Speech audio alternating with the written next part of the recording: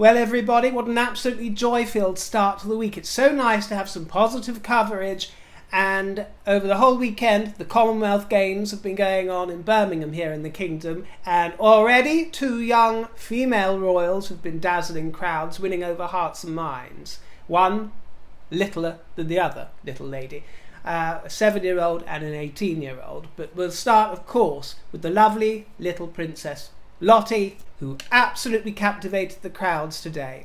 She arrived with Catherine William to the Sandwell Aquatic Centre, where they cheered on the athletes and absolutely delighted all the onlookers. Catherine and William are so elegant. I've rarely seen William look better than he did today. Something about that palette really becomes him, especially on that sunburnished skin, don't you think, with the gorgeous silver wristwatch glinting in the sun. Looked so royal and so handsome. And Catherine, we've seen her in that beautiful white Alexander McQueen number before this year.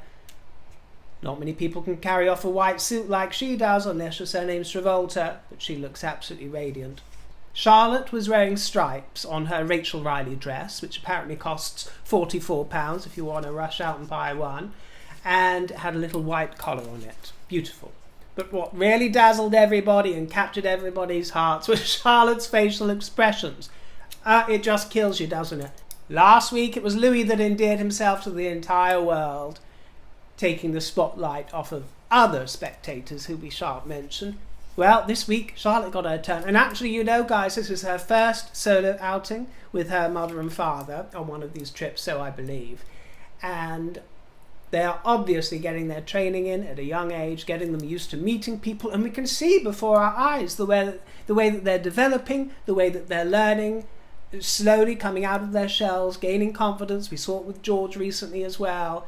These sporting events, I think, are particularly helpful for that, because there's a sense of humour in the air, friendly rivalry, nothing too serious. You know, it's not just all the glum stuff that they have to cope with at such tender years. So I think it's a wonderful way of getting them out and involved. Of course, William and Catherine not only love sport, but participate in it whenever they can with their subjects, which we'll see more of in a minute.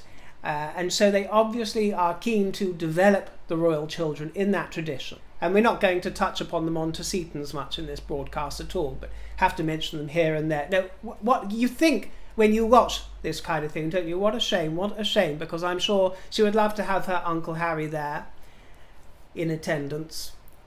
Luckily, she has a devoted great uncle in the form of Uncle Edward and great Aunt Sophie, who are no poor substitute whatsoever, and who have been doing such sterling work lately. They are such a comforting presence, don't you find, my fruits? I really do find them extraordinarily comforting. They've developed so much over the last few years as a royal presence, and they bring such a sense of graceful, chic ease to proceedings.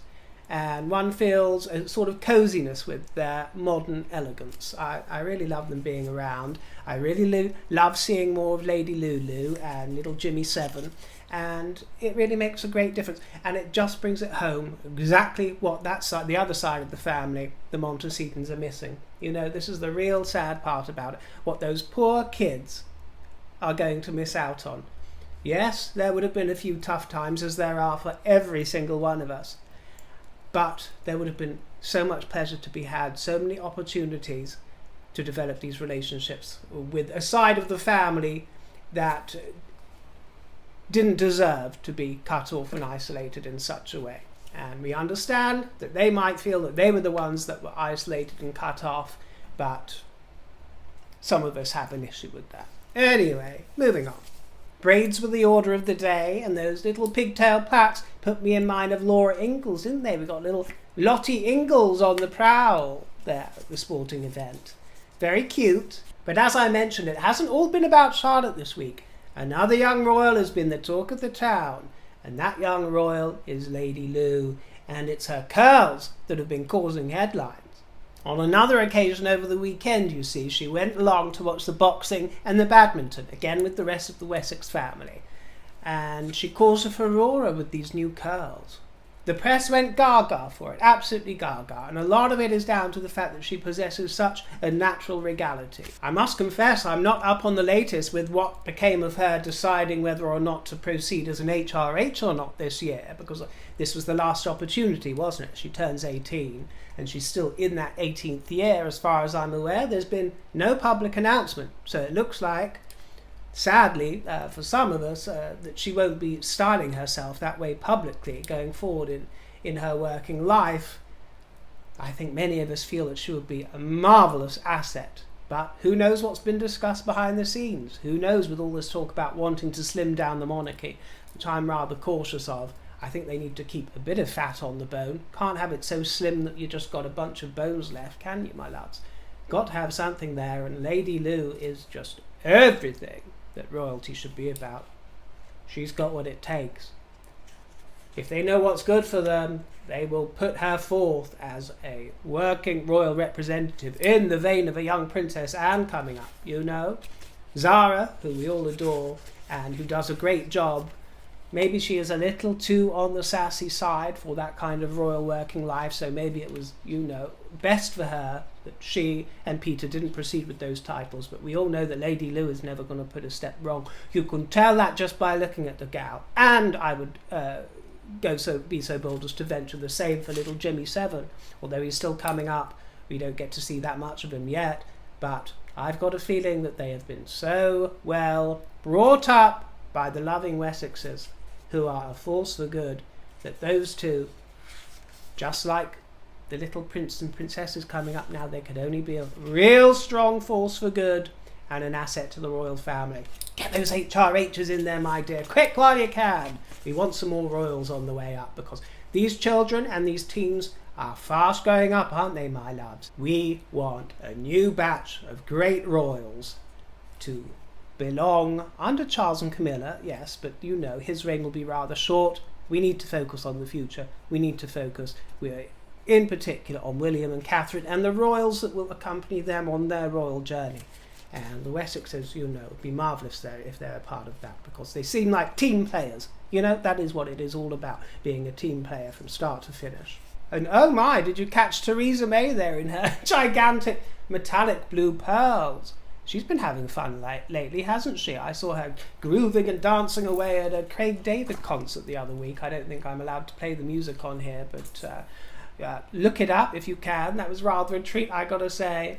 You know, before she took over as Prime Minister, I was rather looking forward to the racy wardrobe, because she was famous for her leopard print kitten heels, very bold colours. You know, she was a great fan of Vogue magazine, flipping through there. Really great fan of getting dressed up. And daring. Was it always to my taste? No, but what I loved was that she gave it a go, and that she was daring, and it was something different. But when she took office, it all became very boring. I think she said she didn't want the press to be focusing on her clothes. She might have later regretted that, because then they had nothing to do but focus on her inept performance as a Prime Minister. One thing I noticed in these photographs was Lottie's look of disdain, and it might have just been her face captured in the moment, but when William is gracefully accepting a demand for a selfie picture, you know, and this is one thing I feel so bad for royals for, because this is the age of the selfie, and not many people think about this, but in a way, you know, it's replaced the age of signature seeking and autograph hunting. I heard someone speak on this last week. I can't remember who it was, some celebrity, and they were talking about how times have changed so much. Oh, it was Kate Moss. It was Kate Moss, because they asked her what she would change about modern life, and she said, well, cameras and selfie culture. And that was certainly the way, no more than with royalty, because you just didn't ask them for autographs. It was not done. One time, when the Queen was asked to autograph a football by a young boy, and she graciously did it, and it made headlines because I think it was the only time in history that she provided an autograph, and she did it on this football. She provided it. I mean, you can buy them on auction sites, eBay, this, that, and the fourth, but they're usually dedicated to someone in the form of a Christmas card or a birthday card, you know, signed that way. But very, very rare was it when anyone in the crowd would ask them for an autograph. It just wasn't done, my dear. And I believe that it still isn't done, but photographs are. That pose all the time. Charles was out and about recently, wasn't he? And everyone's taking selfies with them. I suppose they just get used to it, but it must be really exhausting. Lottie's face just summed up how I felt about it, to be honest with you. But, I can't blame some of them for taking the opportunity to do it, but there is a vulgarity to it also. But, good on William for being a good old sport.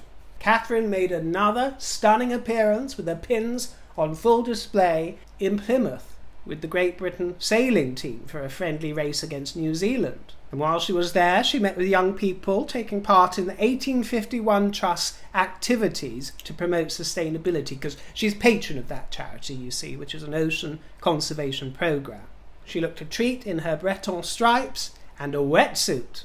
So natural, such effervescent charm, very easy company. Look at the way she interacts with everyone and delights them. Absolutely sterling work. As I'm sure I've told you, sports ain't my forte, my dears. Part of me wishes that I took a healthy interest in it, because I see the joy it brings people, and I see how healthy it is for the spirit of the nation, but it's just never ever stirred anything in my heart. But over the last week, it's all been about the Lionesses, which is our female rugby team. That's about all I know about them, my dear. I know nothing about sport, got no interest in it, but the whole country has been going absolutely wild because they won. Here's the message that William and young Charlotte sent to the Lionesses before their match to wish them good luck. We both want to wish the Lionesses the best of luck for tonight. You've done amazingly well in the competition and we're rooting for you all the way. Good luck, I hope you win. Bye! The Queen got involved, sending everybody a message of congratulations, and Prince William was seen jumping up and down out of his seat with excitement, enjoying it very much, and embracing all the teams. Hugs, hugs, hugs. And that's another thing that I'm rather old-fashioned about. Such a stuffy old stick in the mud, aren't I, my dears? I don't care for it. I don't find it very royal. There's a place for it within royalty, I suppose, in the sort of Princess Diana way, if you want to bring that thing into the equation. But then the result of the Diana effect, as much as we adore the memory of Princess Diana, I'm afraid it leads to a Markle. That is the problem. All these things have a slippery slope effect, and you've got to see where they end up going. That's the trouble. So it's all very well and good to say, let's get them all out there hugging everybody as if they're Mother Teresa instead of a future king or queen. It just doesn't sit comfortably well with me. It might work short term, but long term, I'm not so sure. That's just how I feel about it. Periphery members of the royal family, maybe, still not my preference, maybe, but for a future king and queen, no, I think there should be a line between royal and subject. I do understand that it plays out very well in the press and makes a lot of people feel the warm fuzzies, but doing without the warm fuzzies never harmed the Queen. Never harmed the Queen, did it? Or any other members of the royal family adopt a slightly more removed attitude. We also got to glimpse Edward and Sophie as they viewed gymnastics in Birmingham. Edward looked fine in a blue shirt with this daring red pocket square, and Princess Anne was there too, looking very chic in wheat, a sort of wheat shade with this gold brooch, lovely, and Sir Tim in his playful yellow tie. Not too sure about that, but it was playful. And Sophie, of course, in her casual blue. It was wonderful to see an image of Her Majesty. She was photographed this week, taking a car to Balmoral. I think I might have jumped the gun, by the way, in one of my recent videos, saying she was already at Balmoral. Well, reports are conflicted, but it appears that she left Windsor only a little more recently to go up to Balmoral, so whoops. And going back in time just a few days, it was Camilla and Charles who opened the Commonwealth Games, and they did a really nice job. They met crowds, friends, performers, and as much as we're told that people are a little disdainful and wary of Charles and Camilla, huge crowds they've been drawing. They're a great attraction, and I've noticed especially at these crowds this year, the diversity within the crowds that are so interested and eager. Faces of all colours, whites, browns, blacks, pinks, yellows, greens, whatever, my dear. All religions, all castes, all classes, a lot of working class actually in these crowds. pouring adoration, absolute adoration onto Charles and Camilla, and especially Charles lately I've noticed as well. So it's lovely to see, and flies in the face of reports that he's just universally hated, you know. And Sophie the trophy was emerald pretty as Charles greeted her with a lovely kiss. And Camilla's jumpsuit as well that she wore recently also took a lot of praise in the press for being rather fashions forward. So good on you, Camsey. Very little news on the Harkle front to report, but I will just so in a mention that Thomas Markle has been seen for the first time, I think, since he has been in recovery from his medical ills. He popped up on GB News yesterday, mute, but holding a sign for the presenter, just to pass on well wishes to him and to the British public. So, as I've always said, I wish him very well health-wise. Thomas Markle Jr., who's been caring for the senior version, sort of spoke on his behalf, carried off the interview, and what the main things he said was that he hasn't heard from Meghan, as we know. He criticised the Mandela speech of Harry's, mentioned the fact that Justice Alito had been mocking it, and that this room of Republicans have been laughing at Prince Harry lately, and he said they need to stay out of politics and stick to rescue chickens in Montecito. Well, my fruits, that's all I got for you today. I'm going to keep it quick and light today because the press has been full of gaiety for the royals, so I wanted to keep it upbeat and light-hearted for you while there's good will and good news floating about, because I'm sure those Harkles will be back with some trouble soon, and I'll be there to report on it. But until they do, thank you for joining me. Enjoy your week ahead. I'm sure I'll be back to see you soon. It is, as you know, more difficult recording in the summer because it's hotter and I get very irritable in the sun, and I just don't feel like recording as much as I do in the autumn. But guess what? We're only a month away from sweet September now, and we had a lovely fall last year on the broadcast, and I think we're going to have a lovely fall again because those beautiful vespertine evenings start drawing in, the smell of cinnamon lattes and pears and harvest fruits in the air, cloves and cinnamons. So we've got all those lovely autumn months coming out, which I find are a lot more suitable for hunkering down, you know, cozying down with you, showing my tip jar finds. Actually doing my charity shop shopping is a lot more pleasurable in those slightly cooler months. As you know, summer just ain't for me, my dears, but we're getting through it. We've done June, July.